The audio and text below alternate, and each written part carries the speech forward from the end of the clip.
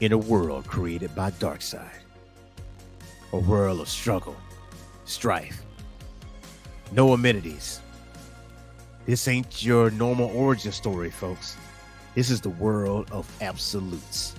This time, we're talking about Absolute Wonder Woman. On this episode of Comic Book Declassified, what happens when you are the last Amazon and there's no paradise? Let's find out. Roll that intro, cuz.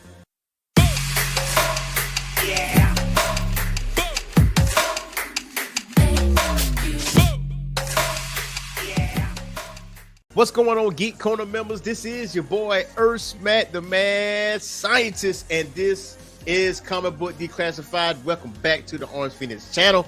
And if you are a new visitor to this channel, go ahead and hit that like and subscribe button and that notification bell. That way you get notified of all of our content, whether live or recorded. And if you are a returning member of the Orange Phoenix Media Group, go ahead and hit that like button. You already know what to do. And all of you want to stick around to the end of this video. That way we will tell you the next comic we want you guys to read. Because one of our mottos is reading is fundamental.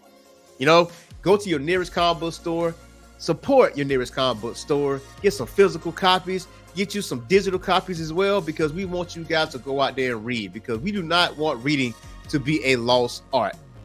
That's where we're at with it. Now, let's get into some Absolute Wonder Woman, shall we? So, Absolute Wonder Woman, The Last Amazon, is a 5-issue series, and it's written by Kelly Thompson. Artist is Hayden Sherman. Hayden Sherman is the cover, along with Jordie Bellaire, Jim Lee, Scott Williams, Alex Sinclair, Wes Craig, Mike Spicer, Jeff DeCall, Dan Panosian. Colorist is Jordie Bellaire. Letterer is Becca Carey. Assistant editor Ash Padilla, with editor Chris Conroy. I'm gonna tell you something right now. I'm familiar with DC, but this Absolute universe that's been created, I'm sorry, I wasn't familiar with your game like that. Because this right here is some straight up fire. This is heat right here. We are cooking, flambeing, sauteing, grilling. This is what we're doing out here in this Absolute universe, because it is so far so good in this story. Now, with Absolute Wonder Woman, it starts off with some heat, because you got the reporters reporting this upside down pyramid. And it doesn't take long for, let's just say, flying pterodactyls flying out of the upside down pyramid and terrorizing the townsfolk. And all of a sudden, you see this warrior woman comes out, head to toe in armor, especially with the helmet, flying on a flying horse with no skin, nothing but skeletons, slicing and dicing these flying pterodactyls. But the funny thing about this is, with this warrior woman, she takes the blood spill, she takes her finger and rubs it across her face with the blood that she spilled. And this is some straight up warrior stuff right here. And this is Wonder Woman. Now, she is hardcore in this. And this is where you see like the current situation with Absolute Wonder Woman. But it actually peels back the curtain just a little bit on what happens and how she was raised. Cersei is pretty much in hell, and Apollo delivers Diana to Cersei. But the one thing here is that this was punishment of the Amazons, and Diana is the recipient of that said punishment. It says that she is the last of the Amazons, and she has been taken from them by my father Zeus as punishment for their crimes against the gods. Her home is now hell. You are her warden. And he basically awards Diana to Cersei. Now, you know, if you remember Cersei, especially in Justice League Unlimited, if you're not like a reader of the comics, like Cersei was a villain in Justice League Unlimited. Like, she turned Wonder Woman into a pig. And you get to hear those famed crooning sounds of Batman of I am blue. That is Cersei. But this Cersei is raising Diana. And he basically says, so I decree from here forth the word Amazon is banned. So Cersei can no longer say the word Amazon. Anytime she says the word, it doesn't come out. Almost like Amanda Waller. Maybe there's a connection. Who knows? But she basically initially lets Diana, die or try to die. And then there's this funny little clip here where a snake approaches little Diana, and Diana grabs the snake by the neck and flings it. Now, here's the thing. I've never seen the word yeet in a comic book, but I literally saw the word yeet in the comic. I don't know if that was just for comedic effect, but that blew me away right there. Because like yeet is in a comic book, and it was used in the right context. So there you go. So she yeeted a snake, and then any other hell type animal that approached Diana, she basically tamed. There was like a fire breathing mini dragon that she basically grabbed by the neck, like, hey, don't do that. And she basically, petted it, and any other animal she basically tamed. And Cersei literally watched Diana grow up and watched Diana read. And so now she becomes more of a mother to Diana because this is different. Like, this Amazon is different. So you go back to the current timeline and what she's dealing with, and she is dealing with harbingers. These flying pterodactyls that I said earlier, these are called harbingers. She was talking to the soldier, tell the soldier, listen, get your guys out of here.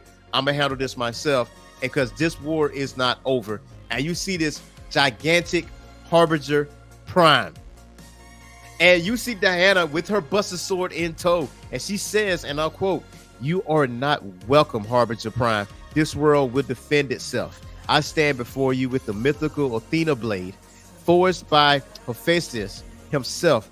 It is more than capable of sending you to your maker. Go back to wherever you came from and tell whatever you herald that you were mistaken.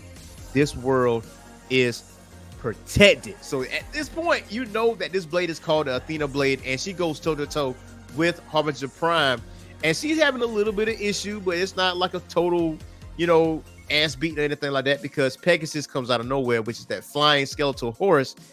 It's breathing fire, leave that temporary distraction there, and Diana moves around, use her bracelets to repel laser attacks, but it doesn't look like regular Wonder Woman bracelets. It looked like just regular dirty bandages, but it repels the attack. Now, this goes back to the past where Cersei is reading to Diana, and she basically says, "I must ask you about this word again. I thought you might. It's important. It is. I'm afraid. My girl fears so little, but I am afraid." And Cersei responds, "You're not afraid of the word. You're afraid of the change saying it will bring."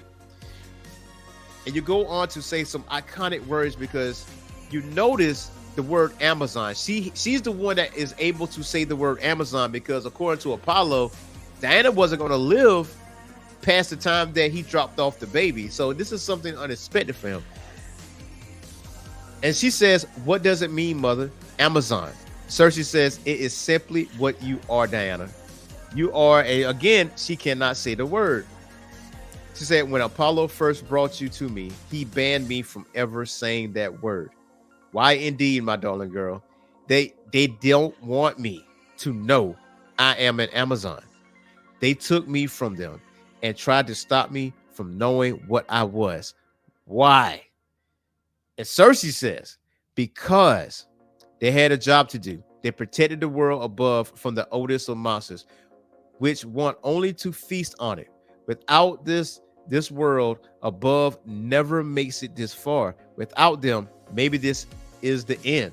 Or perhaps you will say your name again and become what you were always meant to be. She says, Amazon. I'm an Amazon. And it's one of those movie moments where she keeps repeating it, and the last time she says it in all caps, Amazon. Like, I am an Amazon. And you see her comes up, and look, the thing that I don't like about this is that you only gave me just a little bit. You could have just gave me about 55 pages. Who knows? You could have asked me for 55 pages. You could have gave it to me. But she says, I am Diana of Themyscira, last of the Amazons, daughter of Cersei, princess of hell, witch of the wild owl, and you will not have this world while I still draw breath. The next episode or next issue is the Tetracide, and we will see what happens between Wonder Woman and Harbinger Prime. And I skipped a few parts in this because I really do want you guys to go out there and pick up this comic book. Now, when I went to the comic book store, this thing was sold out. I'm talking about A covers, I'm talking about variant covers, and everything else in between. You might want to go out here and get a comic. Now, obviously, there's going to be some second printing. So if you're having a hard time getting a physical copy, you can always get a digital copy through Amazon, and Kindle, and Comixology. Don't fret. It is super easy to get this issue. It is only 5 issues. This is only part 1. I cannot wait for the next Absolute, which is Absolute Superman and Absolute Green Lantern. Definitely going to read those. Now, it's time for our comic book recommendation. Now, of course, last time I was on, I said All-Star Superman DC Compact Comics. And DC Compact Comics is graphic novels basically in a smaller size, which is the entire story for only $10. This time, we're going to talk about Batman. So this is Batman Hush. Go ahead and check that out. It's only $10 for DC Compact Comics by Jim Lee, Jeff Lowe. Go ahead and check that out. Highly, highly, highly recommend. If you enjoyed this video, do not forget to hit that like button, hit that subscribe button, hit that notification bell, hit us up in the comments below, and we were more than happy to respond. Let us know what you thought about Absolute Wonder Woman #1. So until next time, y'all, peace.